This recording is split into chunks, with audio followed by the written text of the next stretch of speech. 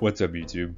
Today we're going to be looking at the Open Great League, and the team we're going to take a look at today is Gastrodon, Turtonator, and Corviknight. Now, this was actually a team submitted to the channel by Dan0, and he didn't really include any extra information, but what I wanted to talk about is the versatility of Turtonator on this team.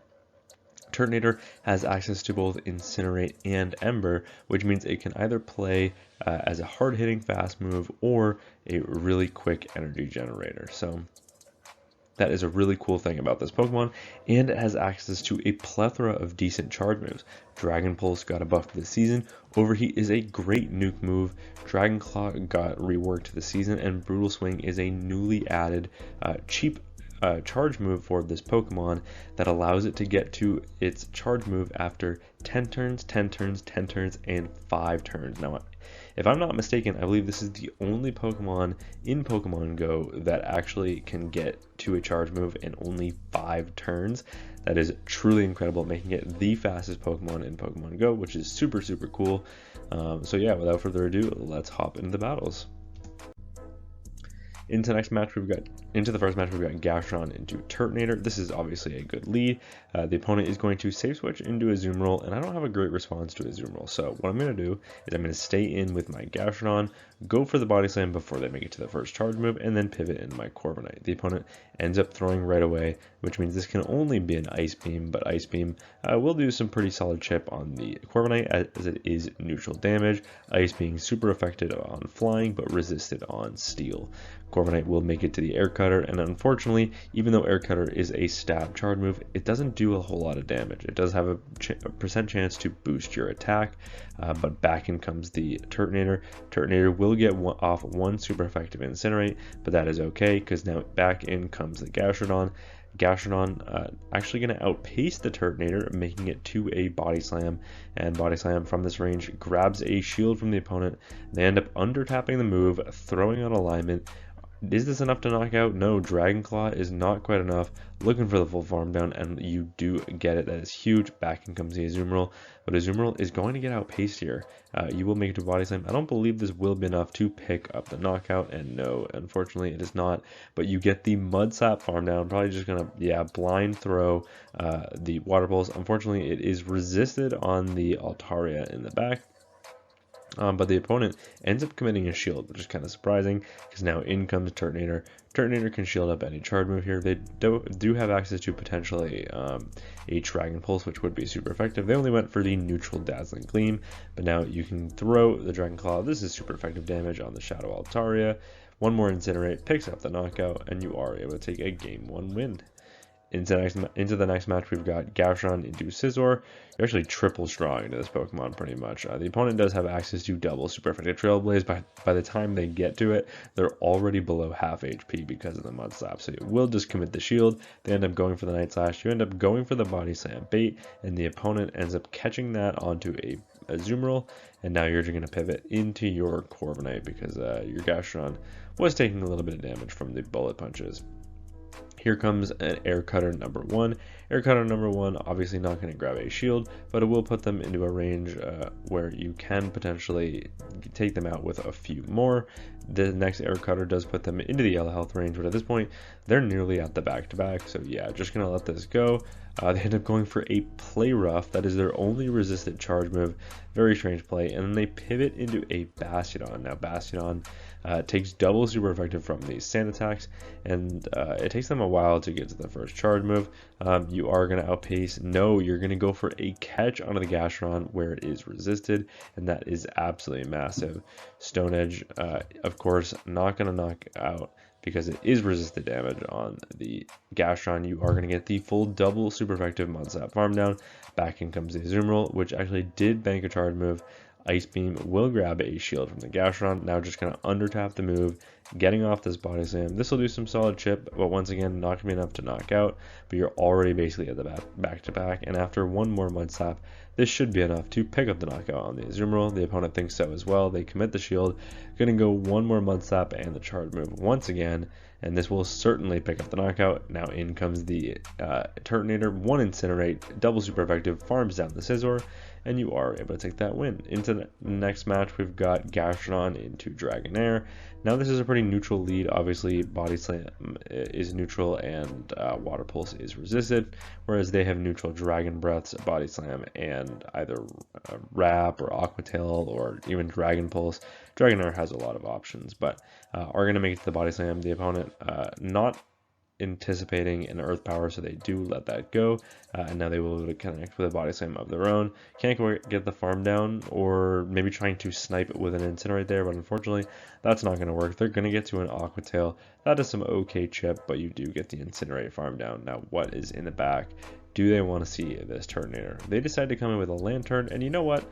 For a Water-type Pokemon, this is probably one of the best Water-type Pokemon you could see, especially because it is a Spark Lantern where Sparks are resisted.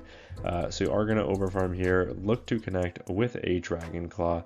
This will do some okay chip, but it is obviously not going to be enough to knock out. But it looks like 2 actually will, and you will be able to outpace because you overfarmed originally.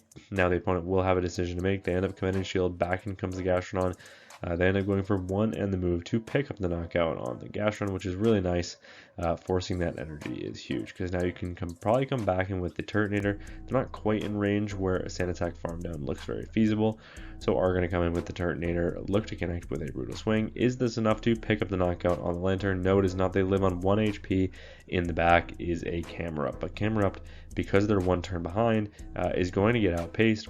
You get to another Brutal Swing that grabs a shield from the opponent. Now you're 1 off the Dragon Claw, and this is a lot harder hitting of a charge move, and because they couldn't get the double resisted farm down, that picks up the knockout. Corviknight comes in, it gets a Sand Attack farm down, and wow, you are able to take that win.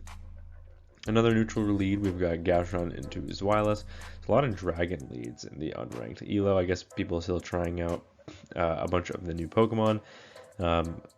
I believe this was submitted earlier in the season, so that's probably why they were unranked. But that said, are able to make it to a Body Slam. Baiting like you have the Earth Power, the opponent ends up committing the shield, and now you can go for Body Slam number 2.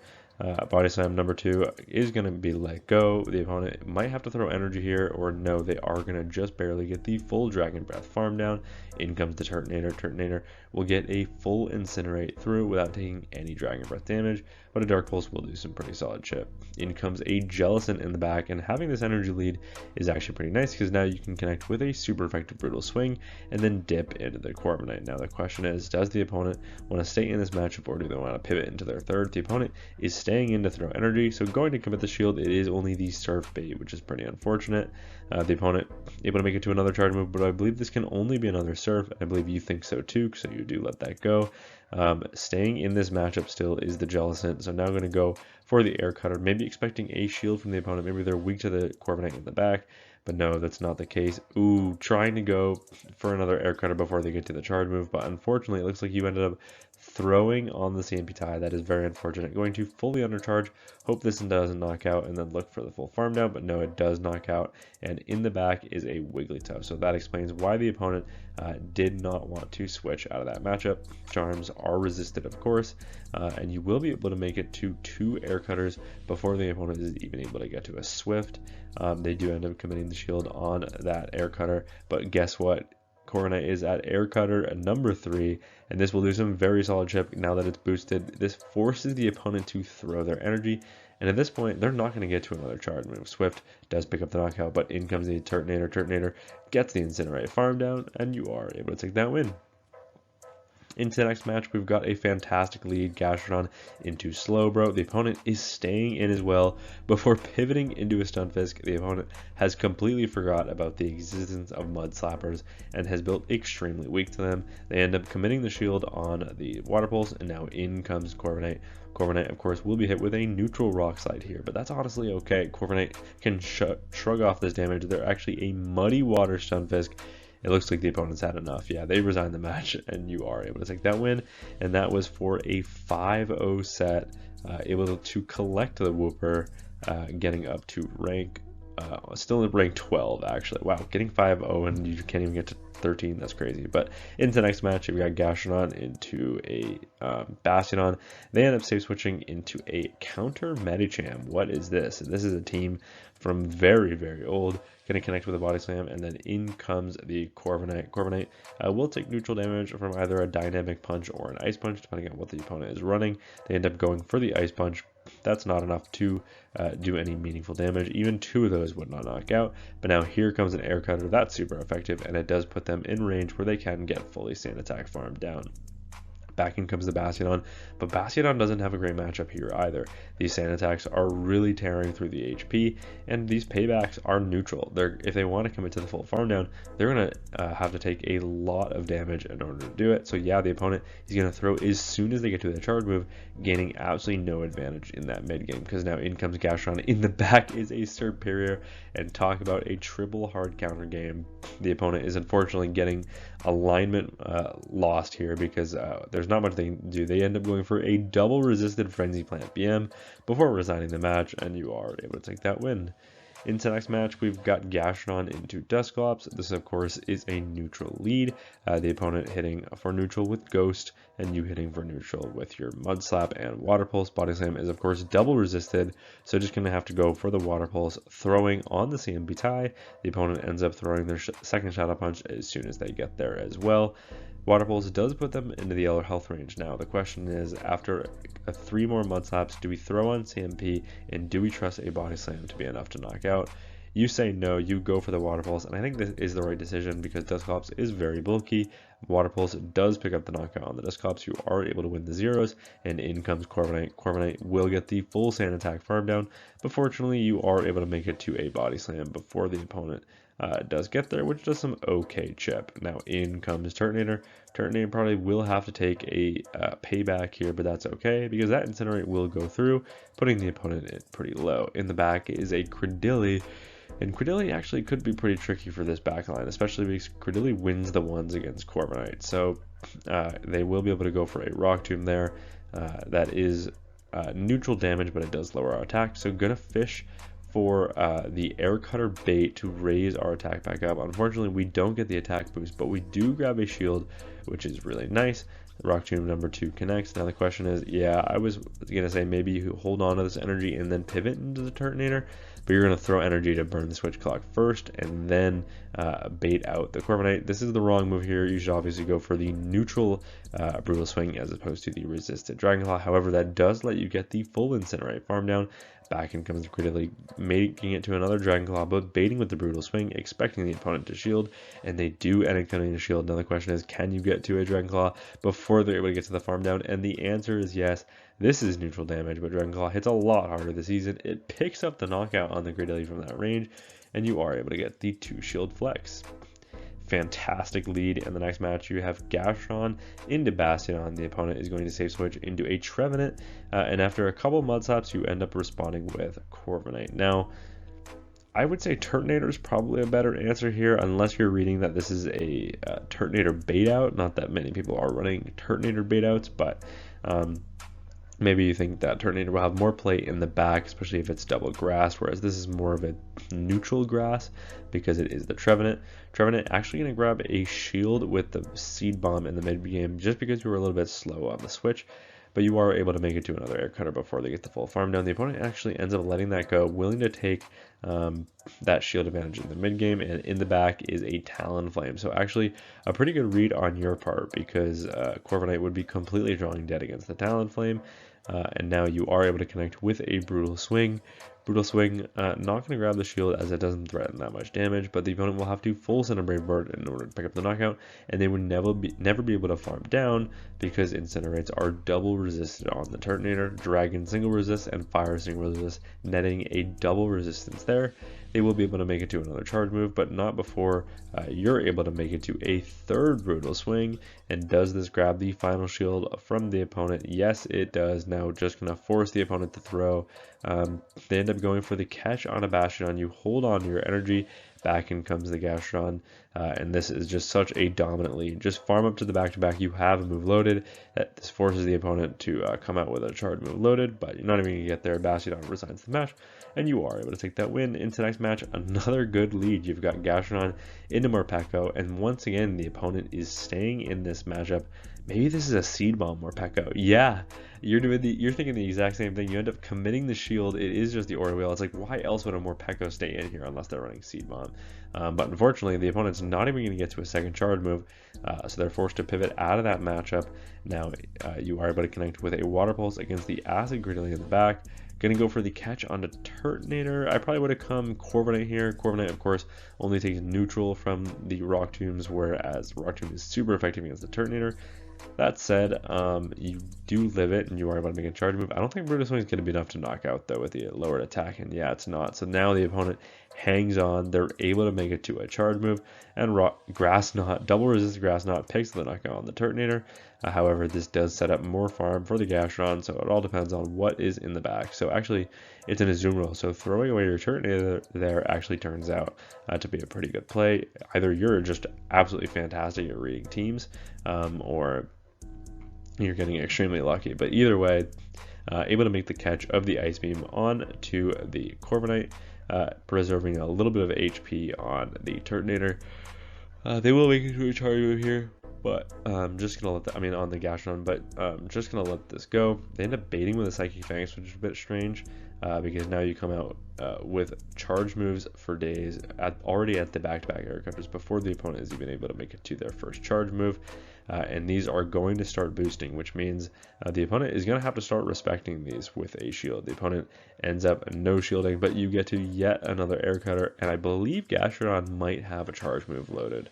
I do forget, but the opponent maybe trying to anticipate the switch, throws instantly, but no switch comes through. Ice Beam does pick up the knockout. They just can't get to two more charge moves, so you get the Mudslap farm down, and you are able to take that win into potentially the final match of the video, picking up an absolute core breaker on the lead. Gastrodon into Dragonite. You have no answers to Dragonite in the back, but you are going to pivot into your Turtonator, making it to a Brutal Swing. The opponent actually lets that go, maybe not recognizing how weak you are to this Pokemon, but then they end up going for a catch onto the Clodsire. Clodsire, of course, going to absorb that Brutal Swing, absolutely no problem, but you are able to make it to a Dragon Claw, and this will do some pretty solid chip, and then you have two great answers to that Clodsire. You have Gastron on the lead and Corviknight in the back. You end up deciding to come in Corviknight, hoping that they're on Sludge Bomb, Earthquake, and are completely walled. The opponent ends up going for the resisted Earthquake, so yes, they likely are completely walled in this matchup. So they're just going to let another one go through. But no, the opponent is actually running Stone Edge. Maybe they were trying to blind throw the Earthquake onto the Gastron, anticipating that to come back in. That probably makes more sense. But either way, are able to make it to the Air Cutter to pick up the knockout. You get the attack boost as well. In comes a Typhlosion, deferring that second Incinerate on your Gastron. Ooh, this is risky because you've got two shields in play, but it's like, where do you use them? All the charge moves are resisted. Backing up to the Dragonite. I guess that this is a good time to use them because Dragonite has a lot of energy here, and even though they just go for the resisted Thunder Punch, it does not matter. You have to commit the shields here because there's not really anywhere else you can. Ends up being the double Thunder Punch. Can you get the full farm down? No, you cannot, and unfortunately, I think because you can't come out with a charge move loaded, this game is likely over. Can you get even the Sand Attack farm down? It's going to be close. You don't believe you can, so going to throw that Air Cutter. I believe you had to commit to it. I think that was your only win con, but back in comes the Typhlosion. I mean, they have two shields left in play, so it doesn't matter. Yeah, you're going to fully undercharge this, knowing that this game is over. The Incinerate goes through, and unfortunately, you do lose that game. But yeah, overall, a very solid showing from Turtonator. I thought it definitely held its own. I like that you tried to snipe with the Incinerates or try to get farm downs with resisted Incinerates when it was just like one fast move away, because getting an energy lead with an Incinerate user is massive, especially when you're pacing at 2-2-2-1 and 3-2-3-2. Dragon Claw also does a surprising amount of damage. I mean, it's stab, but it hits very hard, and same with Incinerate. And then Brutal Swing is just really great for coverage, especially because of the rise in ghosts in this meta. But yeah, before we wrap up this video, I want to say thank you to the expert trainer members on this channel: Benny Hemlock, Dr. Reed Mustache, Soham Patil, Eliana, Perry G, and Blue Nation, as well as an extra special thank you to the Legend Trainer members on this channel: Andrew Pitton, Musachu, Noodleman, Speedster, Estros, Fast Eddie Boss, CD Slaskus, and Castle. Thank you all so much for watching, and until next time, peace!